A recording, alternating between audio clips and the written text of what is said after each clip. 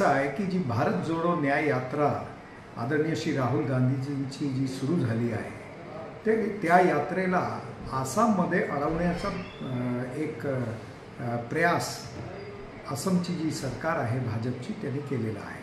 तिकडचे जे मुख्यमंत्री आहेत हेमंता बिस्वा शर्मा त्यांनी मुद्दामून भाजपाचे कार्यकर्ते तिथे पाठवून हल्लागुल्ला केला।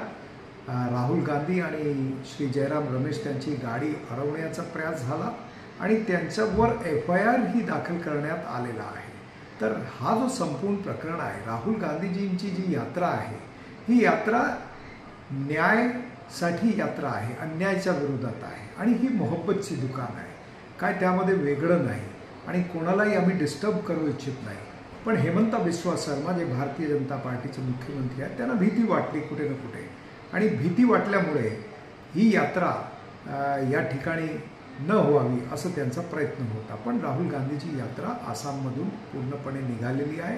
आज मुंबई काँग्रेसने या ठिकाणी रोष प्रकट केला की ज्याप्रमाणे तुम्ही त्या ठिकाणी त्यांना अडवण्याचा प्रयास केला ही डॉक्टर बाबासाहेब आंबेडकरांचा हा संविधान तुम्हाला परमिशन देत नाही, हे तुम्ही चुकीची गोष्ट केलेली आहे। त्याच्या विरोधात आज आम्ही या ठिकाणी निषेध केलेला आहे।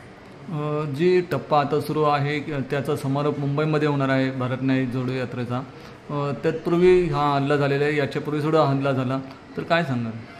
हा हल्ला जो झाला आहे हा हुकुमशाही दाखवतो की या देशात भारतीय जनता पार्टीची सत्ता ज्या ज्या राज्यात आहे किंवा देशात आहे त्या ठिकाणी लोकशाही नाही ठोकशाही सुरू आहे।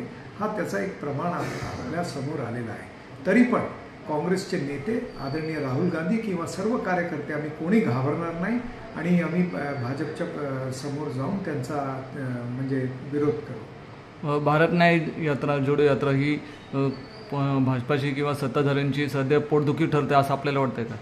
नक्की पोटदुखी वाटते, नाहीतर काय पडलं त्या मुख्यमंत्रीला हेमंता बिस्वा शर्माला?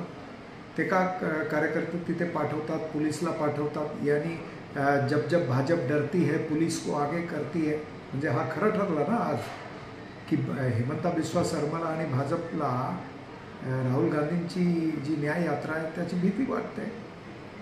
काहीच दिवसांपूर्वी असं एक वक्तव्य आलं होतं सत्ताधाऱ्यांकडून की काँग्रेस हा पक्ष मोठा नाही आहे, तरीसुद्धा काँग्रेसच्या विरोधात त्यांचे कट कारस्थान सुरू आहे असं दिसतं, काय सांगू?